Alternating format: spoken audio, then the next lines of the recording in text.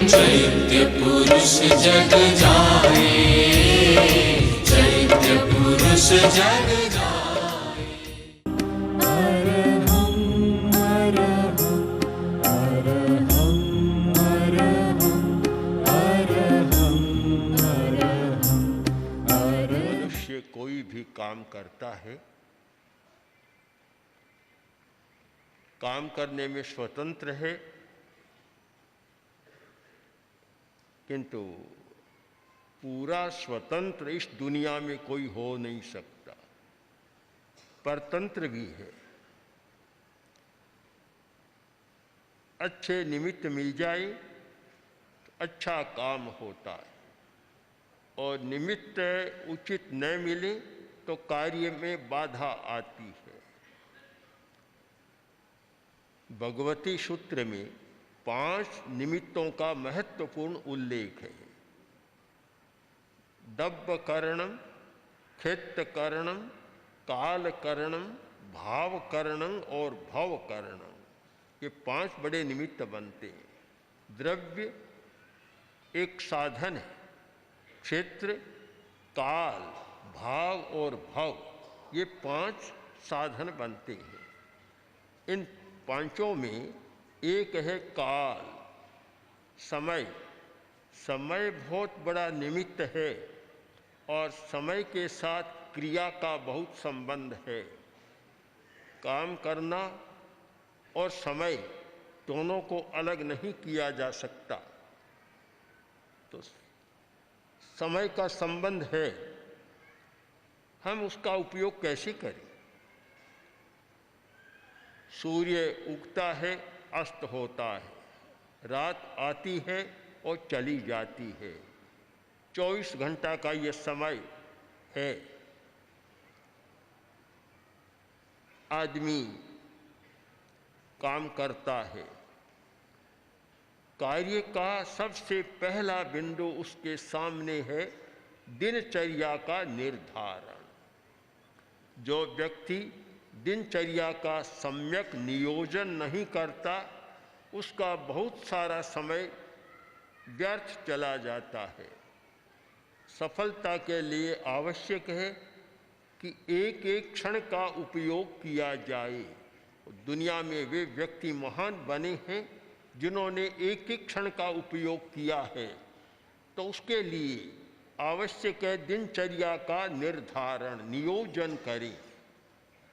जब जागे तब से लेकर और सोए, एक जागने का समय और एक सोने का समय, 2 भागों में हमारा समय विभक्त होता है कि आदमी कितना घंटा जागता है और कितना घंटा सोता है।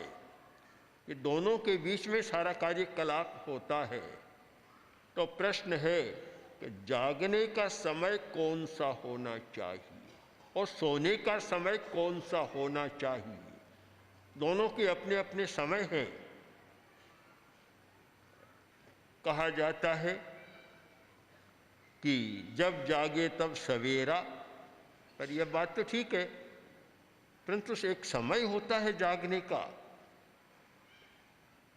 बहुत अनुभव के बाद अंतर्ज्ञान से समय का निर्धारण किया गया कि 4 बजे से लेकर और सूर्योदय तक का समय है, वह ब्रह्म मुहूर्त महत्वपूर्ण समय है। वर्तमान की चिंतन धारा में समझें, वैज्ञानिक शब्दावली में 4 बजे से सूर्योदय तक का समय सेरोटोनिन के स्राव का समय है। उस समय एक हमारा पीनियल ग्रंथि से एक स्राव होता है सेरोटोनिन, और वह अनेक दृष्टियों से मनुष्य के लिए बड़ा उपयोगी है। आज की जो चर्या बन गई, बहुत कम संभव है कि आदमी 4 बजे उठे। सोने का समय 2 बजे, कभी कभी 1 बजे, कभी 2 बजे। खाने का समय भी रात को 12 बजे, 1 बजे। तो फिर 4 बजे उठने की बात तो एक मात्र इतिहास की बात रह गई। व्यवहार में कैसी आ सकती है? बड़ा कठिन है, क्योंकि सारी जीवन शैली बदल गई। लड़का 8 बजे उठता था। एक दिन माँ आई, माँ बोली कि बेटा अब तो उठ, देखता नहीं है सूरज कितना चढ़ गया। वो बोला, माँ सूरज से मेरी तुलना करती हो? सूरज तो शाम को ही चला जाता है, सो जाता है, मैं तो रात को 10-11 बजे सोता हूँ, मेरी सूरज की क्या तुलना करती हो? तो अगला जो 1 बजे सोएगा वो 4 बजे कैसे उठ जाएगा? संभव नहीं है।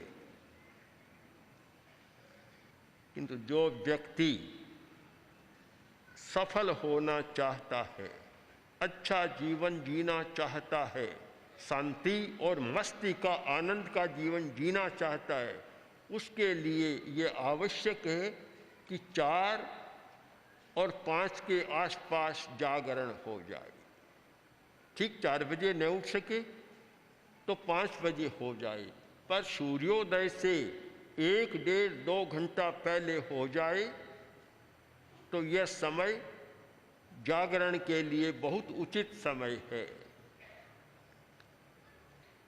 1 पहर रात्रि यानी 10 बजे के लगभग यह सोने का समय है। जो व्यक्ति अपनी दिनचर्या में सोने के समय और जागने के समय का नियोजन कर लेता है, उसका दिन और रात दोनों बड़े आनंद के साथ बीतते हैं। बहुत लोग कहते हैं सोए थे पर सुखद नींद नहीं आई, सपनों की रात बीती, सपने ही सपने आते चले गए, सपनों की रात बीती। समय का अतिक्रम है तो ऐसा होगा। नींद भी नहीं आएगी, नींद का भी अपना एक समय होता है, और वह समय सारा जैविक घड़ी के द्वारा निर्धारित होता है। हमारी जो बायोलॉजिकल क्लॉक एक जैविक घड़ी है, उसके द्वारा भीतर के समय का निर्धारण होता है, और जब ठीक समय काम नहीं करते हैं, गड़बड़ी हो जाती है, तभी समस्या पैदा होती है। अगर सोने का समय ठीक होता तो शायद नींद की गोलियां लेने की जरूरत नहीं पड़ती। आज अरबों रुपयों की नींद की गोलियां चलती है, इसलिए चलती है कि सोने का समय अतिक्रांत होता है, फिर नींद नहीं आती। नींद का अपना समय है, जागने का अपना समय है, हर चीज का समय है। इसीलिए आगमकार ने अनुभव के आधार पर कहा, काले कालम समायरे। यह समय प्रबंधन का बड़ा महत्वपूर्ण सूत्र है। काले कालम समायरे, जो काम जिस समय करना हो वह काम उसी समय करो। बड़ी सुंदर व्याख्या है सूत्र, कृतांग सूत्र में, अन्नम अन्न काले, जिस समय खाना हो उस समय खाओ। पानम पान काले, जिस समय पानी पीना हो उस समय पानी पियो। शयनम शयन काले, जिस समय सोना हो उस समय सो, और जिस समय जागना हो उस समय जागो। ये 4 निर्देश दिए गए। भोजन का समय, पानी पीने का समय, सोने का समय और जागने का समय। स्वास्थ्य की दृष्टि से विचार करें तो चारों बड़े महत्वपूर्ण सूत्र हैं। ये भोजन के लिए 11-12 बजे का समय भोजन के लिए सबसे उपयुक्त समय होता है। और उस समय जैविक घड़ी के अनुसार लीवर पाचक रस का स्राव करता है। वह समय चला गया तो फिर लीवर का स्राव भी वह निकम्मा चला गया, उसका उपयोग फिर नहीं होता। समस्या पैदा होती है। शायद बीमारियों के बढ़ने के पीछे अनेक रहस्य हो सकते हैं, अनेक कारण हो सकते हैं। एक कारण यह है कि भोजन के समय का अतिक्रमण। सुबह का समय है, नाश्ता एक स्वयं बीमारी का नाम बन गया। भोजन का समय नहीं है वे। और नाश्ता में भी आजकल एक शब्द और जुड़ गया, हेवी नाश्ता।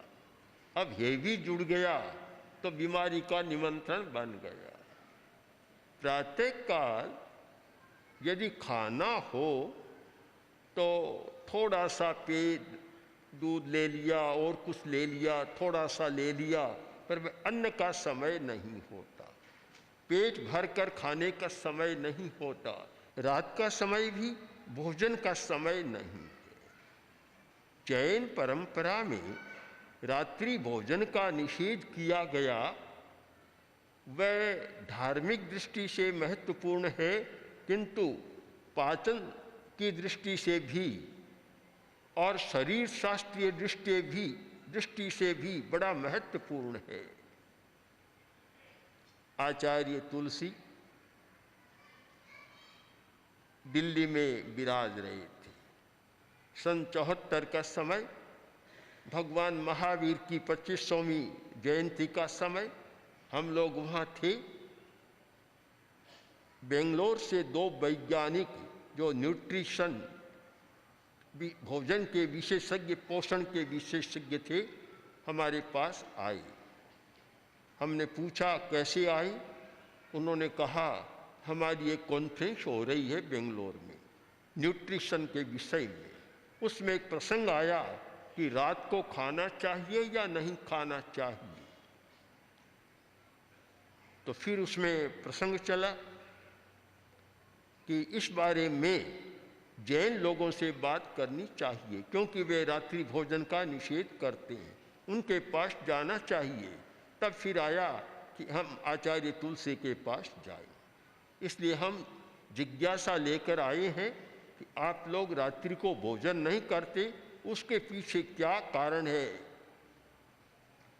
हमने बातचीत की, बताया कि धार्मिक कारण तो है ही, अहिंसा का भी कारण है, और उसके साथ साथ एक स्वास्थ्य का भी कारण है। क्योंकि रात्रि में जो भोजन खाया जाता है उसका सम्यक पाचन नहीं होता। इसका कारण हमारे पाचन तंत्र का और सूर्य के प्रकाश का बहुत गहरा संबंध है। सूर्य की रश्मियाँ आती है धरती पर, प्रकाश फैलता है, सूर्य का ताप आता है, तो हमारा पाचन तंत्र सक्रिय बनता है, एक्टिव होता है। और जब सूर्य चला जाता है, अंधेरा छा जाता है, उस समय पाचन तंत्र निष्क्रिय हो जाता है।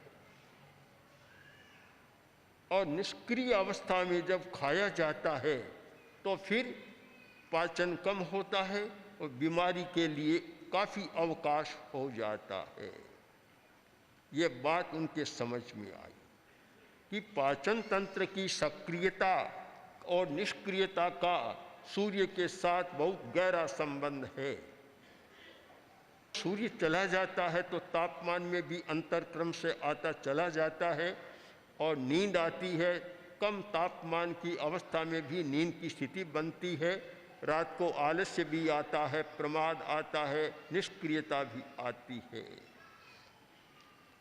तो भोजन का समय, दिन का समय, और दिन में भी जब सूर्य आकाश पर आ जाए प्रकाश पूरा फैल जाए, ताप उसका आ जाए, तब हमारा पाचन तंत्र पूरा सक्रिय होता है।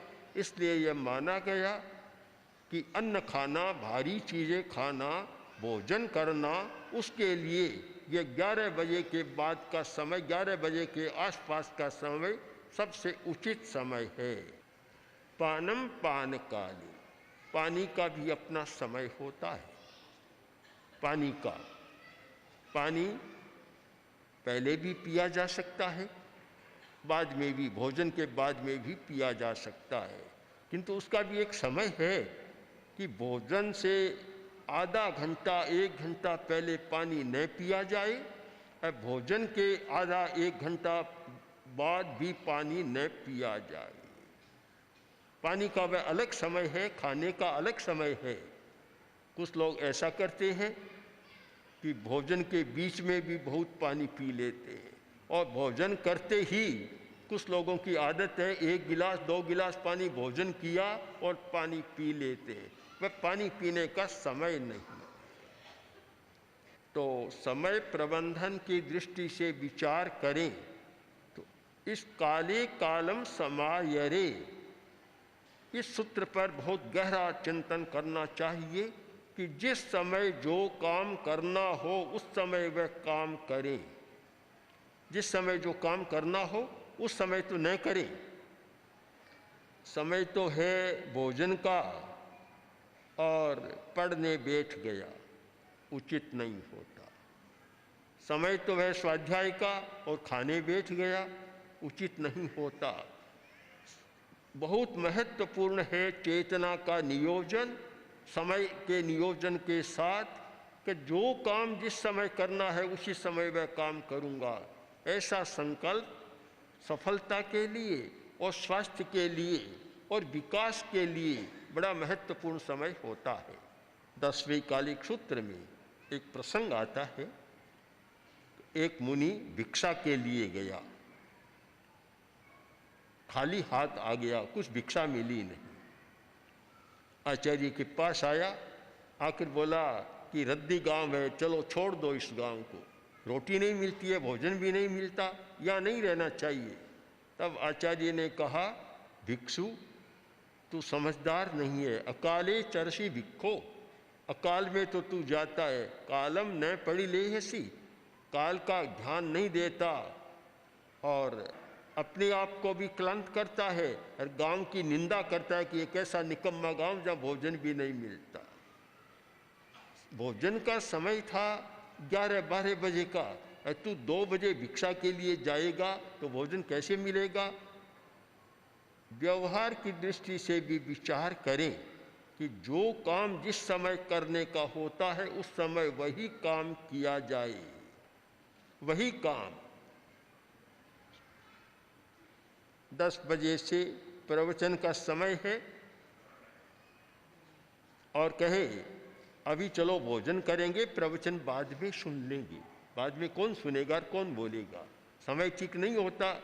जो व्यक्ति समय का नियोजन करना नहीं जानते और ठीक समय पर काम करने की कला को नहीं जानते, एक मखौल हो जाती है। पुत्र ने पिता से कहा, पिताजी यहाँ सूर्यास्त का बहुत सुंदर दृश्य है, उस व्यू पॉइंट पर चले और सूर्यास्त को हम देखें। पिता ने कहा, बेटा तुम्हारी बात तो ठीक है, अभी मैं बहुत व्यस्त हूँ, कल सुबह चलेंगे। इस प्रकार की जो समय के साथ अव्यवस्था होती है वह असफलता का कारण बन जाती है। एक और सूत्र हम विचार करें कि कार्य सूची बनाएं। आज मुझे क्या क्या करना है, जरूरी नहीं आप लिखें, कागज में लिखें, कोई आवश्यक नहीं। अपनी कल्पना से मानसिक स्तर पर एक काम करने की सूची बना लें, आज मुझे क्या क्या करना है। फिर उसमें विचार करें कि सबसे ज़्यादा आवश्यक आज क्या है। जो मुख्य कार्य है उसको गौण न करें, मुख्य को प्राथमिकता दें और गौण कार्य को छोड़ा भी जा सकता है। जो मुख्य नहीं है, प्रासंगिक को छोड़ा भी जा सकता है। मुख्य को प्राथमिकता दें। आज मुझे प्राथमिकता से क्या काम करना है। दांत में दर्द है, डॉक्टर के पास जाना है, और कोई व्यक्ति आ गया, मित्र आ गया, गप्पे मारनी शुरू कर दी। किसी ने कहा कि देखो डॉक्टर के पास जाने का समय है, क्या जल्दी क्या है, चला जाऊंगा। 2-4 घंटा बातों में बिता दिया और आगे हॉस्पिटल भी बंद हो गया काम, डॉक्टर घर चला गया। आज हमारे सामने क्या मुख्य है? दर्द है, उसका इलाज करना है। कोई आवश्यक बात है, उससे बात करना है।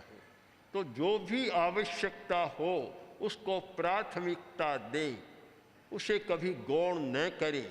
यह समय नियोजन के लिए एक बहुत अच्छा सूत्र बनता है। अगर हम आवश्यक कार्य को प्राथमिकता नहीं देते हैं तो सफलता नहीं मिलती। एक सूत्र है, समय की नियमितता, पाबंदी। यह बहुत आवश्यक है। एक मुनि सूर्यास्त के बाद प्रतिक्रमण करता है।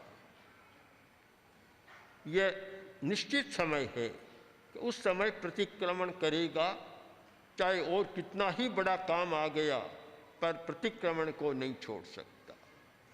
बहुत अच्छा जीवन को संदेश मिलता है कि निश्चित समय पर निश्चित काम करना है, अनिवार्यता है। समय की पाबंदी। समय दिया कि आज 2 बजे मैं आऊँगा, सामने वाला व्यक्ति प्रतीक्षा कर रहा है, 2 बजे की घड़ी देख रहा है, 4 बज गए तब आता है। परेशान वह होता है और कार्य भी अच्छा नहीं होता। समय की पाबंदी सफलता का बड़ा सूत्र है। मुनि भीमराज जी स्वामी, जिनका नाम था, बड़े ज्ञानी तत्ववेत्ता संत थे, वैज्ञानिक दृष्टि संपन्न संत थे। समय की इतनी पाबंदी, वे अनेक साधुओं को पढ़ाते थे। समय बंधा हुआ था, 1 के बाद 1:30 तक वह आएगा, 1:30 से 2 तक वह आएगा, बस 1 मिनट भी शायद ऊपर नहीं जाता। 1:30 बजे 30 मिनट हुई और पाठ समाप्त। इतना निश्चित समय था उनका।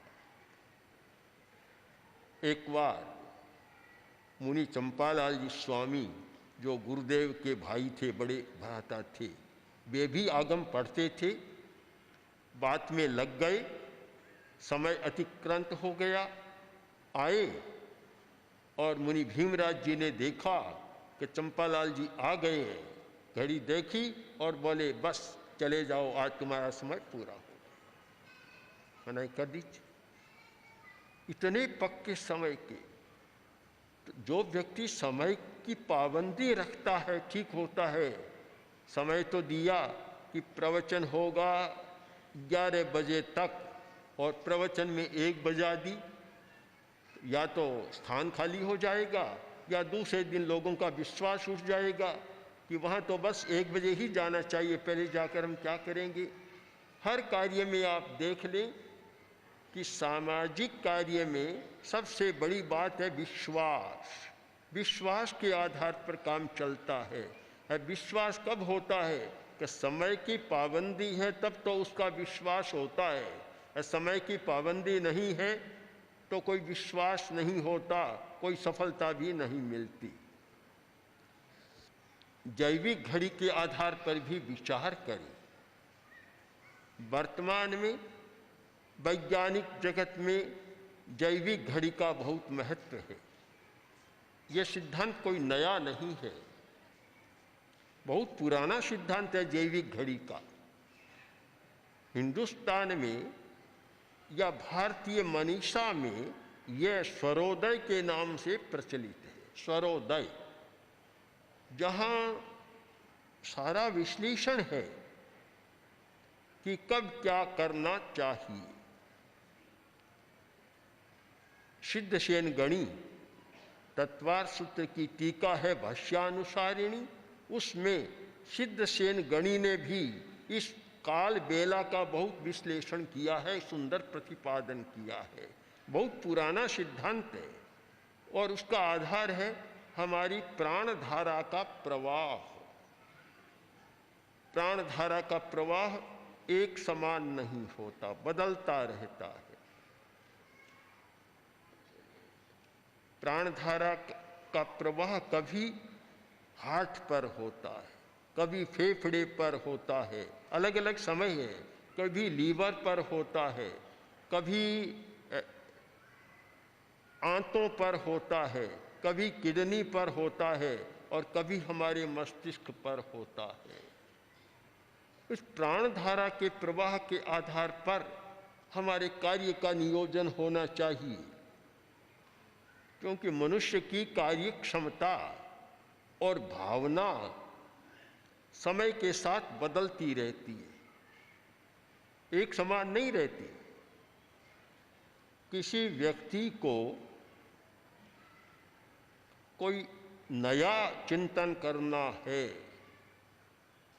तो उस समय मस्तिष्क में प्राण धारा का प्रवाह होता है और 9 से 10 बजे का समय नए चिंतन के लिए बहुत बढ़िया समय होता है।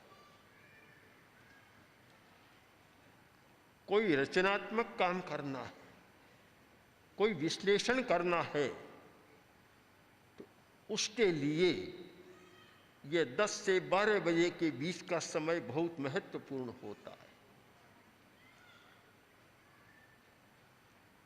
एक बहुत बड़ा विज्ञान है जो स्वरोदय के विशेषज्ञ हैं, वे स्वर के आधार पर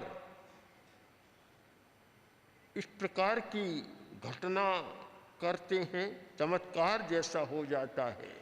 ओम श्री महाप्रज्ञ गुरुवे नमः। गुरवे नमः। ओम श्री महाप्रज्ञ गुरुवे नमः। गुरवे